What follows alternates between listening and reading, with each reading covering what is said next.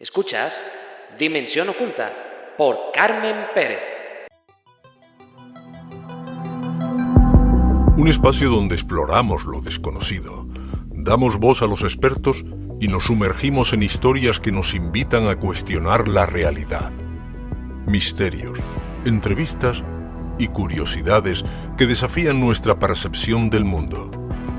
Prepárate, porque comienza un nuevo episodio.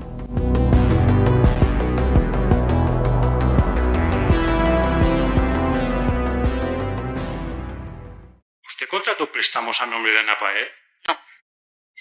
Entonces explíqueme cómo hay personas, los representantes de las entidades bancarias que la han identificado a usted como la persona que aportó la documentación de Ana Páez y suscribió contratos de préstamo y seguros de vida a nombre de Ana Páez, y la han identificado a usted como la persona que lo hizo. No lo sé. No lo sabe.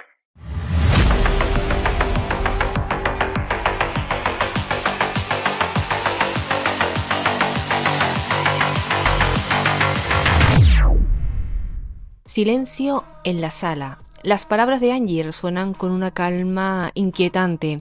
No hay titubeos, no hay emoción, solo respuestas frías, medidas, casi calculadas. Esa frialdad, precisamente, ha sido una de las claves que más ha impactado a quienes han seguido su caso y que vuelve a ponerse bajo la lupa gracias al documental Angie, Crimen y Mentira, uno de los títulos más vistos actualmente en la plataforma Netflix. Hoy, en Dimensión Oculta, hablamos del caso con una de las voces más autorizadas en criminología de nuestro país, Félix Ríos, criminólogo forense, investigador y uno de los expertos que participa en el documental con un análisis tan profundo como revelador. Quédate con nosotros en Dimensión Oculta porque en unos segundos escucharás su voz y lo que tiene que decir sobre uno de los casos más perturbadores de los últimos años.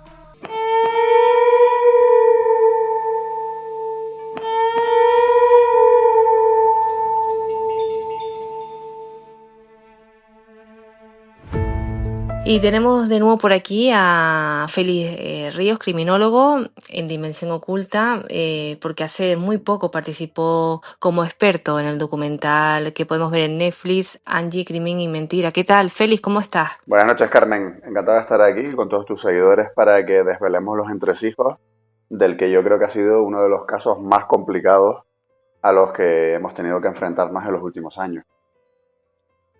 Y tanto que sí, bueno, seguro que muchos oyentes te han visto en este documental, pero nos gustaría saber cómo fue tu experiencia trabajando como criminólogo en él y en qué consistió exactamente tu colaboración, Félix.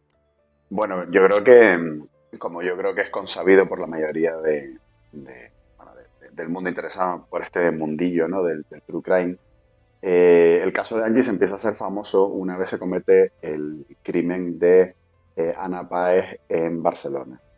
Estamos hablando de que todo esto ocurre en el año 2008 y el juicio se celebra en el año 2012. Es en el año 2012 donde nosotros entramos en juego. ¿Por qué?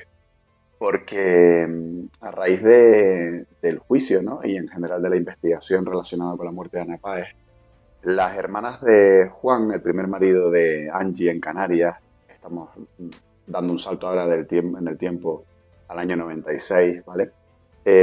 Pues empiezan a solidificar una serie de dudas que ya albergaban desde aquella época, y era la posibilidad de que su hermano, que había muerto en Gran Canaria en extrañas circunstancias, pues realmente no hubiese muerto por una muerte de carácter, digamos, suicida, como se les hizo hacer entender por parte de la Administración de Justicia en su momento, sino que lo que podía haber ocurrido era que esa muerte accidental realmente lo que escondiera detrás es un crimen, otro crimen más cometido por María Ángeles Molina alias Angie.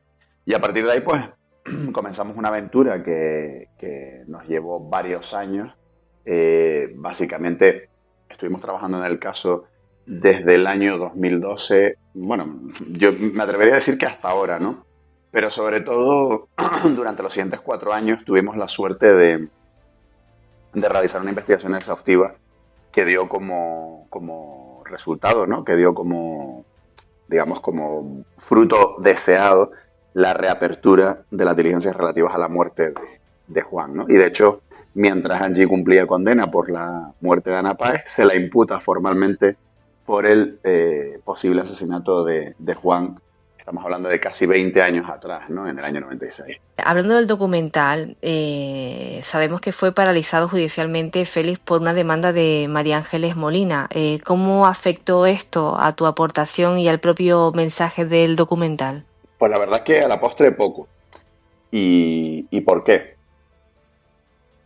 Básicamente, ten en cuenta que lo que ocurrió fue que Angie, viendo que el documental se iba a estrenar y que obviamente iba a perjudicar su imagen, pues tenía que jugar algún tipo de maniobra para intentar de alguna manera detener lo que ya era inminente, ¿no?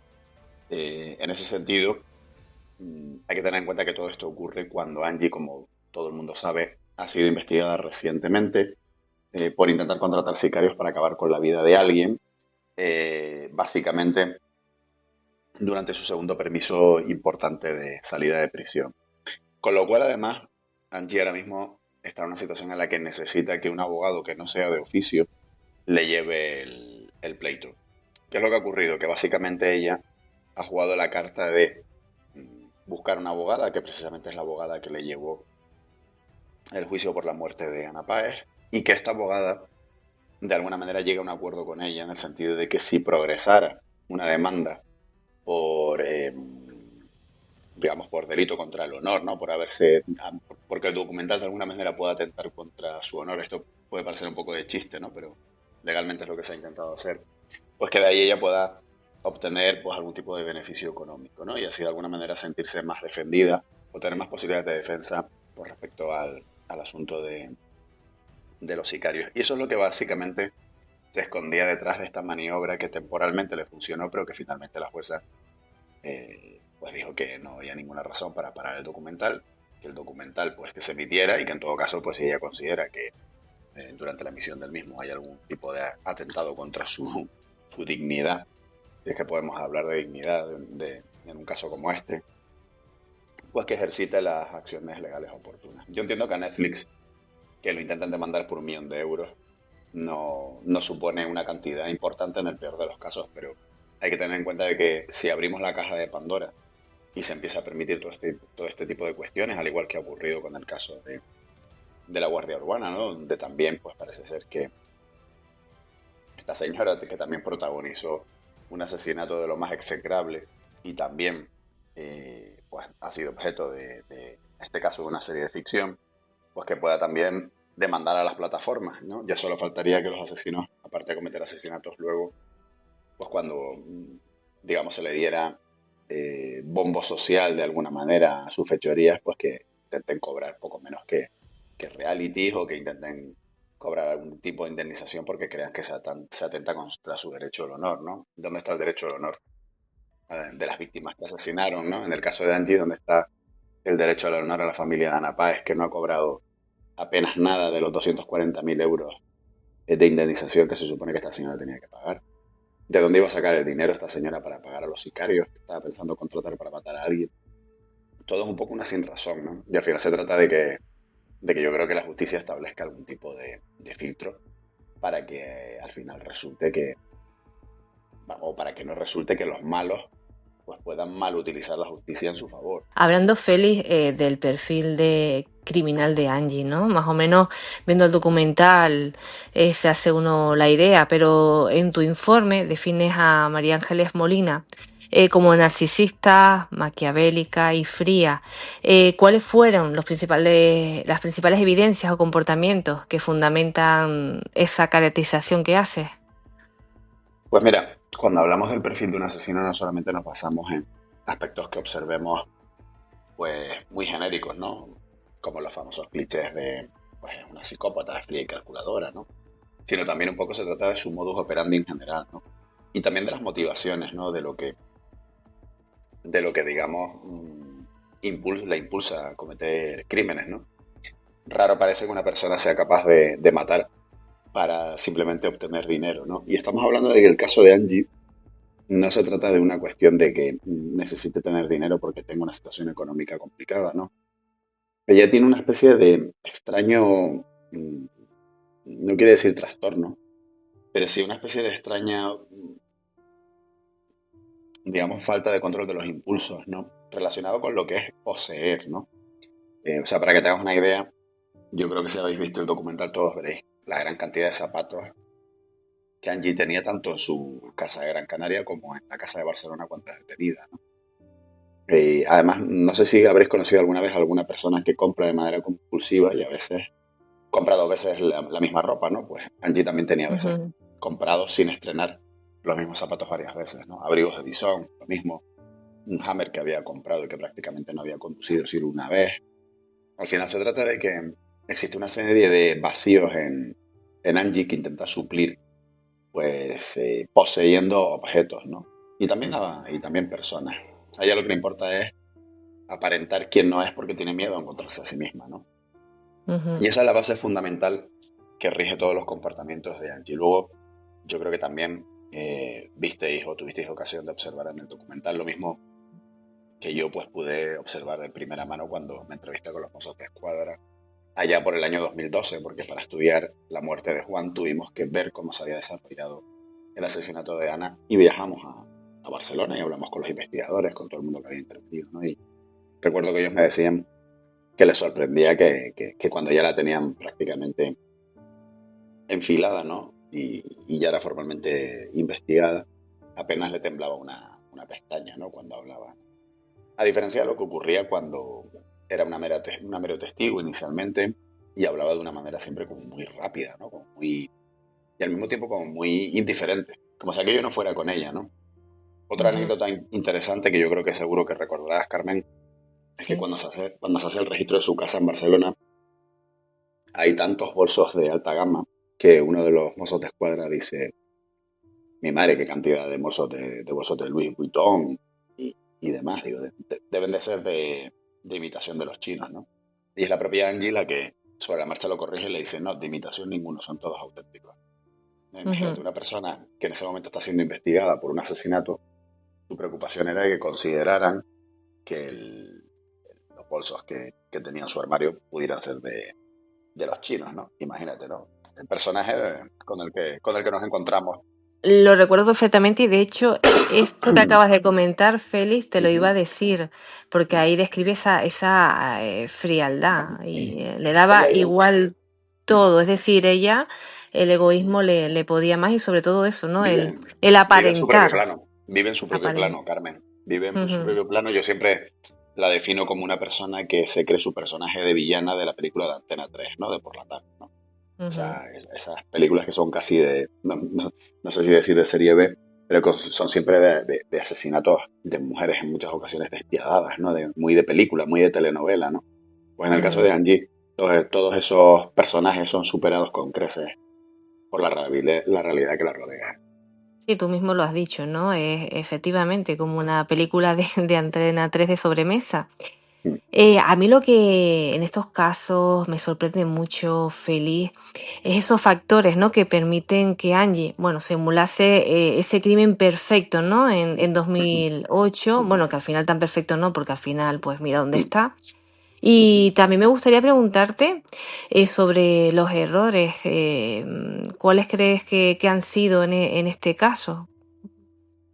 Bueno, mira, sobre la primera parte de tu pregunta, crimen perfecto el de Ana no fue porque al final fue resuelto, ¿no? Y de hecho Angie empezó a ser sospechosa pues a los pocos días, ¿no? En cuanto se verificó que la cámara de la entidad bancaria de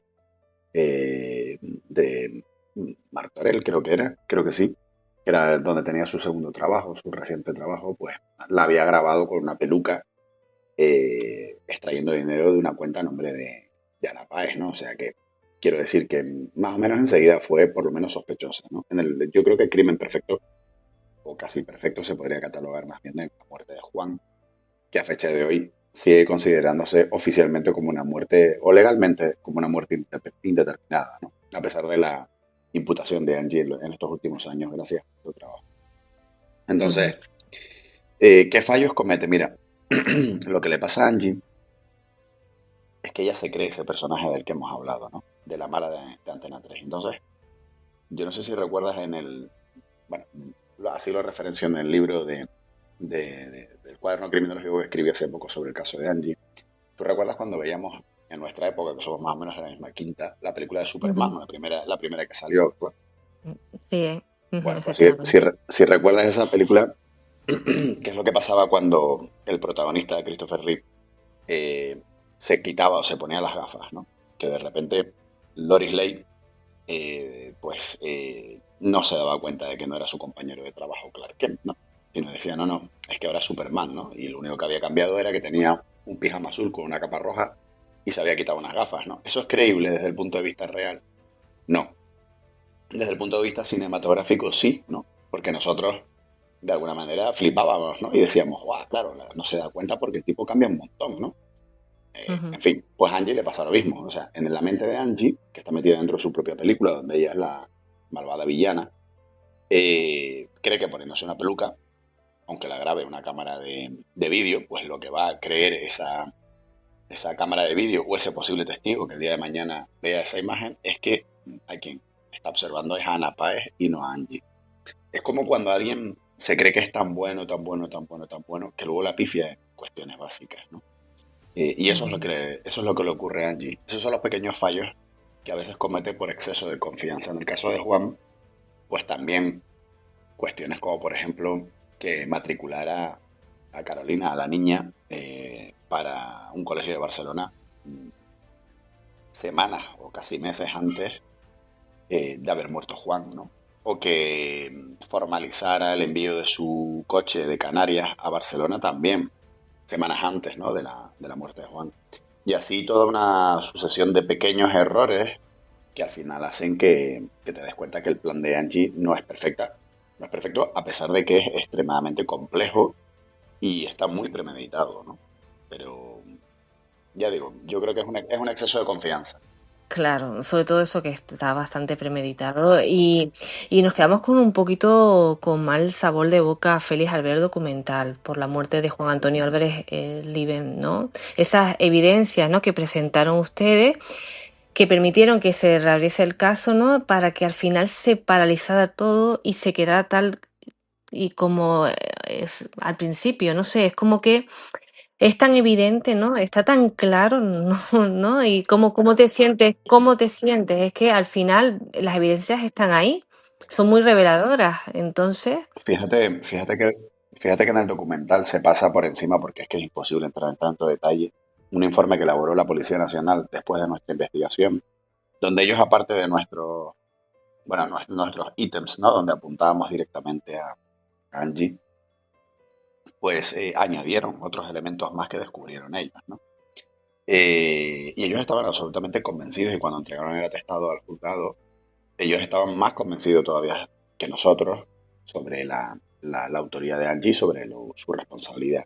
Y de hecho el juez también tenía un poco ese paradigma. Curiosamente el fiscal fue el que de repente empezó a recular diciendo que bueno, que antes de ir a juicio convenía volver a tomarle declaración a algunos testigos, ¿no? O algunos peritos en el procedimiento. Y ahí fue donde la cosa se giró del revés. En primer lugar, porque el juzgado había destruido las sábanas donde Juan había vomitado el tóxico, el veneno. Las había destruido años atrás, las había quemado porque consideraba que esas sábanas pertenecían a un caso de un señor que se había suicidado y no de una persona que había sido asesinada. Luego la médico forense que había practicado la autopsia y que a todas luces todos nos dábamos cuenta que le habían colado un suicidio, donde realmente lo que había era un asesinato, porque por ejemplo nunca apareció el famoso bote donde se supone que tendría que estar el tóxico, ¿no? O sea, si Juan se suicidó o si, yo qué sé, se bebió un bote de detergente por error. ¿Dónde está el bote de detergente en el escenario? No estaba. Y no estaba porque todos sabemos que lo que había ocurrido era que se había rellenado una de las cápsulas vitamínicas que él tomaba con veneno, ¿no? Y que evidentemente ese bote de veneno, Angie durante la hora que estuvo previa a que llegara la policía y tras descubrir el cuerpo de Juan, pues manipuló el escenario a su antojo, ¿no? Entonces, ujú, evidentemente se nos quedó un mal sabor de boca, pero yo creo que en aquel momento el juez también pensó y dijo, podemos volver a archivar, eso no quiere decir que esto no se pueda volver a reabrir. El problema es que si vamos a juicio y las pruebas de alguna manera pueden ser endebles, que yo creo que no lo eran, pero bueno, se corre el riesgo de que si se declarara inocente Angie ya no se la podría juzgar por ese crimen, ¿no? Entonces yo quiero hacer esa segunda lectura. Y luego también quiero hacer otra lectura más, Carmen. Y es que, ten en cuenta que desde el año 2012, bueno, prácticamente desde el año 2016, que es cuando nosotros entregamos los informes, hasta el año 2021, que es cuando se confirma el archivo o el recurso al archivo que en un momento que en segunda instancia se volvió a decretar. Durante esa friolera de, estamos hablando del 2016 al 2021, estamos hablando de 5 años. Durante esos 5 años a Angie no se le permitió que tuviera ningún tipo de permiso de salida de la prisión donde cumplía condena por la muerte de Ana. ¿Por qué? Pues porque estaba siendo investigada todavía por un posible asesinato de su primer marido. Entonces yo creo que ahí por lo menos sí tuvimos una victoria pírrica, a lo mejor, en el sentido de conseguir que durante 5 años, pues una persona que nosotros considerábamos que era un monstruo despiadado y que creo que el tiempo nos ha dado la razón, sobre todo teniendo en cuenta que recientemente ha intentado contratar sicarios en su segundo permiso de salida, pues nosotros creo que contribuimos a retenerla dentro, ¿no?, de las aulas, ¿no? Porque evidentemente cuando sale de las aulas el monstruo es absolutamente imprevisible, ¿no? Y ahí es donde tenemos que tener cuidado. No, es una victoria. Aparte también, pues dar luz a la familia de Juan Antonio Álvarez, esa intuición, ¿no?, que tenía muchos de sus familiares, por lo menos. Y ahora voy a hablar de tu libro, Félix, Caso Angie, Cuaderno Criminológico.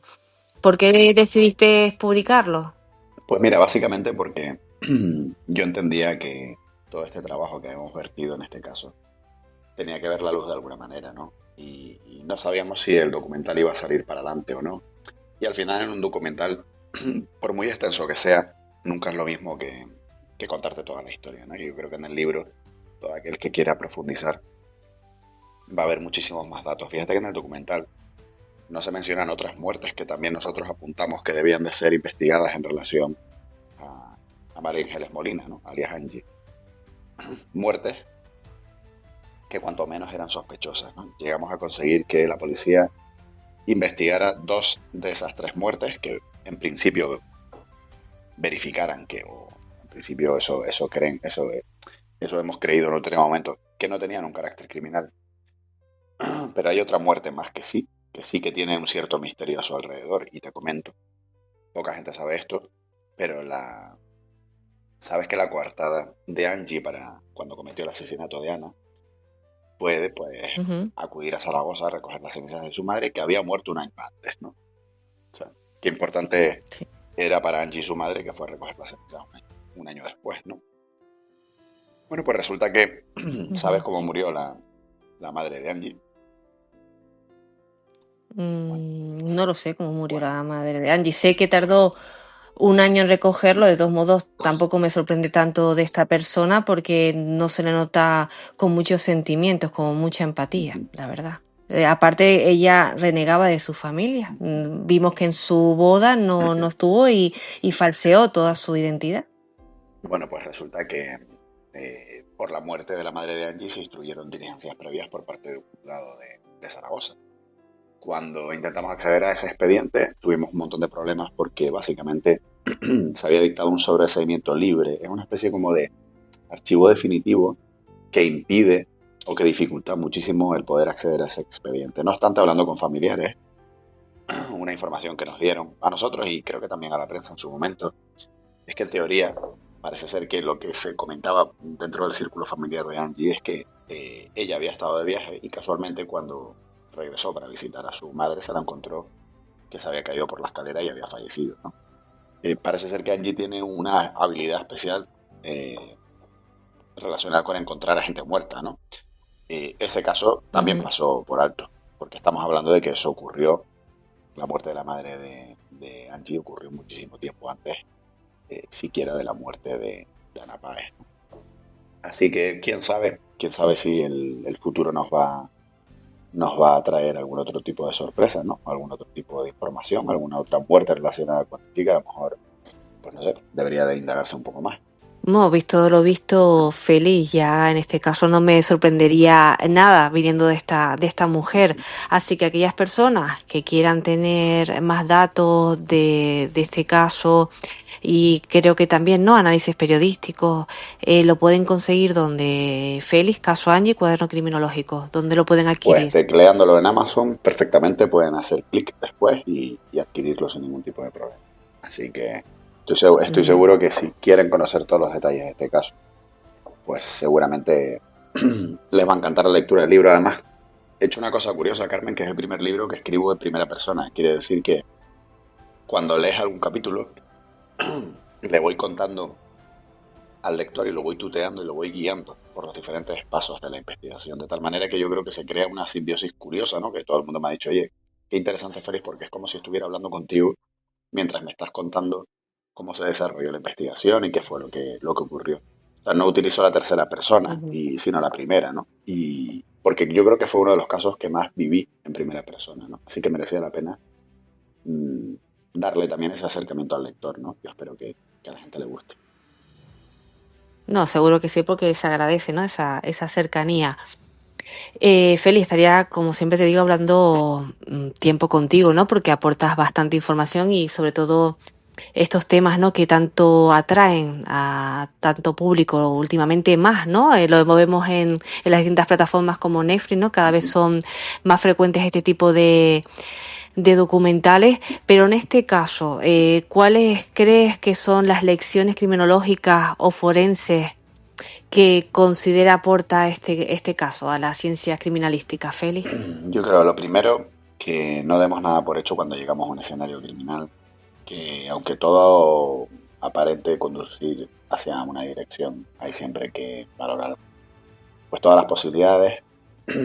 Lo segundo, que nunca nos rindamos, que a veces la ciencia forense avanza y cuando analizamos un caso con técnicas más modernas, años después, pues nos podemos encontrar con sorpresas, ¿no? Con sorpresas de lo más curiosas.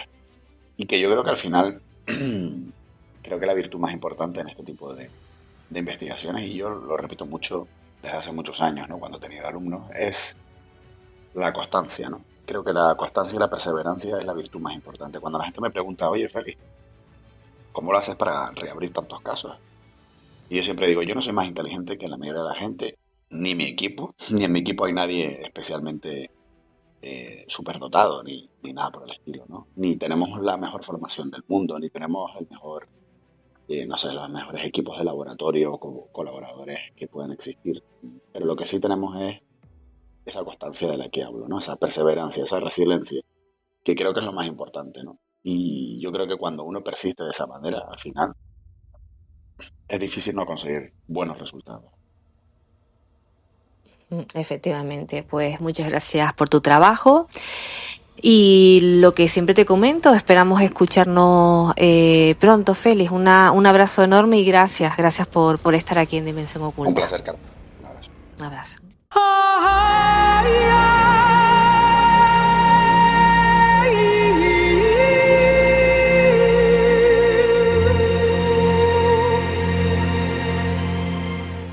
Gracias por acompañarnos en este viaje a lo más profundo de la mente criminal. Y gracias, por supuesto, a Félix Ríos por su mirada rigurosa, crítica y necesaria. Esto ha sido Dimensión Oculta. Nos escuchamos muy pronto, porque el misterio continúa.